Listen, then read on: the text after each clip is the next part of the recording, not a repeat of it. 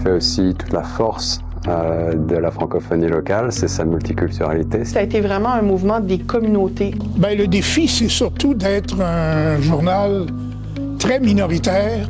À partir de ce moment-là, j'ai dû moi aussi m'adapter comme journaliste, pas seulement moi, tous les journalistes. C'est en ça que vraiment ce métier est intéressant parce qu'on apprend tous les jours.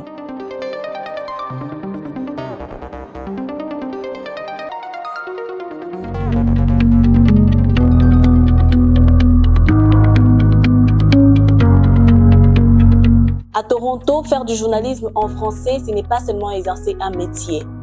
C'est croire en une langue, c'est affirmer une présence, c'est tisser de liens.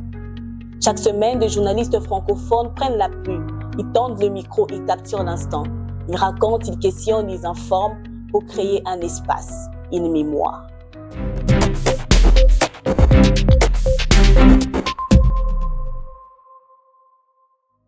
Bienvenue dans un voyage au cœur du journalisme francophone à Toronto. Un voyage fait des passions, des résiliences et de mots justes. Pour comprendre ces présents engagés, il faut revenir aux origines. Le journalisme francophone ici n'est pas né par hasard. Il est le fruit d'un besoin, d'une urgence. C'est d'informer une communauté souvent trop oubliée. Disons, les 150 dernières années, il y a eu 7 ou 8 journaux francophones à Toronto. Quand je suis arrivé en 1979, le journal existait déjà depuis 1976. Et en 1976, c'est un étudiant en graphisme et beaux-arts, en fait, au Ontario College of Art, qui est devenu l'université OCAD. Alors, Jean Mazaré, c'était un immigrant roumain à Toronto. Ça faisait pas très longtemps qu'il était là, lui non plus. Lui, il était graphiste pour un journal qui existait depuis 5 ans, qui s'appelait Courrier Sud, qui est un journal francophone qui devait couvrir pas juste Toronto, mais toute la péninsule du sud de l'Ontario. Ce journal-là a duré 5 ans. Et quand le journal s'est sabordé, parce qu'il y avait, je sais pas quoi, des problèmes financiers ou d'autres, lui, il s'est retrouvé avec, premièrement, pas d'emploi, parce qu'il travaillait pour le journal, et il s'est retrouvé aussi avec des tables de mise en page et d'équipement pour faire un journal. Alors, il a conservé cet équipement-là, et dans le sous-sol sur la rue Charles, ici, de ce qui était à l'époque l'Alliance française de Toronto, qui elle-même louait ses locaux dans une maison là, d'un architecte. Alors, dans le sous-sol de l'Alliance française, lui, il a parti son propre journal, presque la semaine d'ailleurs, après que l'autre journal se soit sabordé, parce qu'il se disait qu'il y avait quand même un marché à Toronto dans la francophonie. Il y avait quand même des francophones à Toronto, même si c'est une ville très anglophone, qui avaient manifesté le désir avec l'autre journal avant d'avoir un journal en français.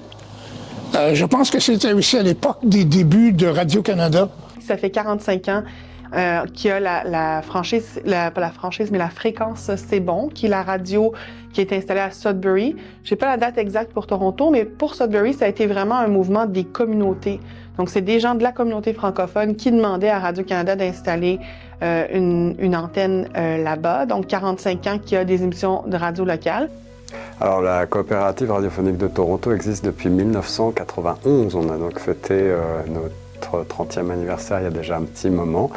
Et on a mis en onde sur le 105.1, la bande FM actuelle, Radio Choc FM, depuis 2006. Il y a eu donc un long travail de fait, un long cheminement pour arriver à avoir une licence de radiodiffusion auprès du CRTC, l'organisme régulateur au Canada. On a ouvert le portail web grandtoronto.ca en 2007. Ce journalisme né dans un contexte particulier a grandi avec la vie. Il s'est façonné au fil du temps, prenant racine dans les défis d'une minorité et devenant un pilier essentiel pour la communauté francophone de Toronto. Et Radio-Canada qui a commencé à Montréal, CBC a commencé à Toronto, mais ensuite il s'est étendu des stations régionales un peu partout au fur et à mesure des années, dont celle-là. Alors lui, il a sorti son journal en mars 1976 et ça a été on va dire un succès instantané, mais qualifions ça, là, c'est-à-dire qu'il y a eu un intérêt pour le journal, il y a eu des annonceurs comme la librairie Champlain, comme Radio-Canada, comme d'autres, qui ont tout de suite embarqué dans l'histoire. Et il s'est dit, ça va être viable, ça, de faire un journal français à Toronto. Et de fait, ça fonctionne maintenant depuis presque 50 ans. Dès les prémices de l'Internet, eh bien, il y a eu aussi une diffusion web radio qui existe bien entendu toujours, chocfm.ca. Et petit à petit, on a diffusé cette radio sur tous les canaux numériques que l'on connaît aujourd'hui, de balado, podcast, pour arriver aujourd'hui en 2025 à une radio qui est écoutable partout dans le monde, bien sûr. Ici, le journaliste francophone jongle entre le format, les outils et les réseaux sociaux. Mais il garde des caps, informer, raconter et faire entendre de voix.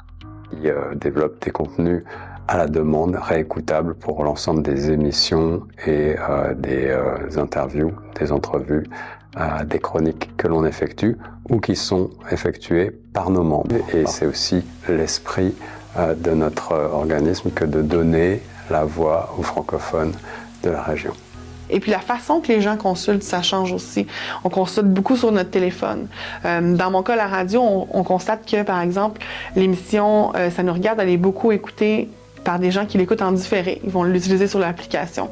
Donc, la relation avec l'audience change aussi. Ils vont plus nécessairement allumer la radio dans la voiture comme c'était le cas avant.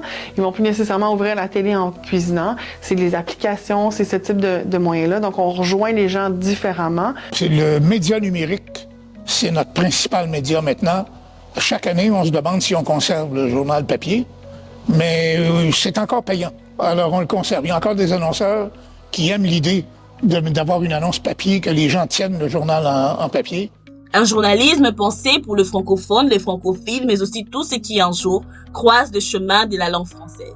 Notre audience, notre public de lecteurs a toujours été à la base les francophones de Toronto qui sont là pour rester.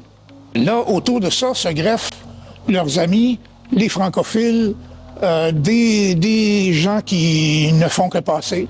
La francophonie torontoise, qui je viens de dire, est multiculturelle. On se fait fort ici à Choc FM en particulier et à Grand Toronto de travailler avec cette diversité, pour cette diversité. Et il y a même un multiculturalisme déjà dans la communauté francophone. Déjà, nous, les francophones, ce n'est pas que des Français, ce n'est pas que des Camerounais, ce n'est pas que des Ivoiriens. Il y a énormément de nationalités dans la francophonie. Au quotidien, ces journalistes font face à de nombreux défis. Non seulement des limites linguistiques, mais également des enjeux, des représentations et des visibilités. Des fois, c'est de trouver le bon intervenant dans la langue qu'on préfère. C'est plus facile d'avoir un intervenant en français qui va bien raconter une histoire parce que je vous disais, la traduction, ça fonctionne, mais on ressent pas les choses de la même façon. Si quelqu'un me raconte son expérience en français puis que je peux laisser la personne le raconter à la radio le plus longtemps possible, ça nous permet de vraiment sentir comment la personne se sentait. Tandis que si j'ai une voix par-dessus pour la traduire, c'est certain qu'on perd un petit peu de la nature de ce que la personne essayait de nous dire. Ça, c'est un défi qu'on rencontre souvent, d'essayer de trouver la bonne personne, parce qu'on veut pas quelqu'un juste parce que cette personne-là parle français. Il faut aussi qu'elle ait soit la bonne expérience, soit les bonnes connaissances pour être la meilleure pour répondre aux questions. Les chiffres parlent. 2 francophones sur 3 sont des personnes qui sont nées à l'extérieur de l'Ontario, du Canada, et qui proviennent majoritairement du continent africain. Il est évident qu'on doit en tenir compte. C'est pour ça que j'ai mis l'accent sur l'importance d'acquérir ou de renforcer les capacités, les compétences culturelles. Quand on parle de compétences culturelles, on parle de sensibilité culturelle, d'être sensible à la culture de l'autre, n'est-ce pas? D'être sensible au fait qu'il y a des différences culturelles, que la façon de communiquer peut être différente, même si on parle le français toutes les deux, notre façon de communiquer peut quand même être différente. Donc, il y a une question de s'adapter, n'est-ce pas? D'adaptation professionnelle en renforçant nos capacités justement sur le plan de l'interculturel. Ajoutons à cela des défis financiers, avec une aide gouvernementale provinciale souvent absente pour soutenir des médias communautaires comme Choc FM. Les défis financiers sont toujours une réalité pour un organisme sans but lucratif, francophone au milieu minoritaire et à plus forte raison une radio communautaire en Ontario qui ne bénéficie d'aucun type de soutien pérenne du gouvernement contrairement à d'autres provinces, pour son fonctionnement. Donc oui, on aimerait qu'il y ait plus d'investissement dans les médias communautaires. On a besoin de ces médias communautaires-là parce qu'il y a une grande diversité ici à Toronto de culture et il y a une grande communauté francophone à Toronto qui a besoin d'écouter l'actualité aussi francophone. Et c'est vrai qu'il n'y en a pas assez des journaux francophones, il n'y en a pas assez des médias communautaires. Il y en a, si je me trompe pas, il y en a 3 ou 4, 3.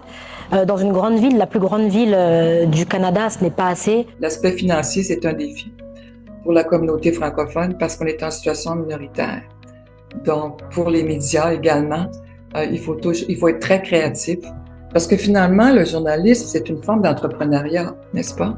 Donc, les entreprises ne peuvent pas réussir, ne peuvent pas évoluer, ne peuvent pas progresser sans partenariat.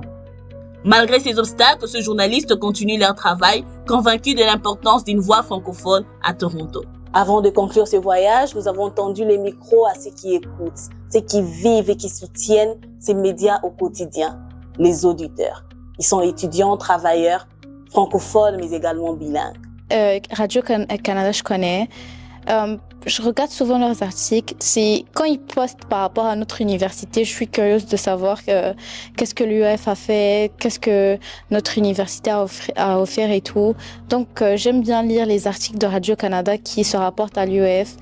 Étant bilingue, généralement, les médias que je consomme sont en anglais. Et la plupart du temps, c'est sur Internet. Je lis pas vraiment les journaux, regarde pas vraiment la télévision, donc souvent sur YouTube ou c'est moi-même qui va chercher mon information la plupart du temps. J'aime entendre beaucoup les nouvelles en français. C'est celle qui me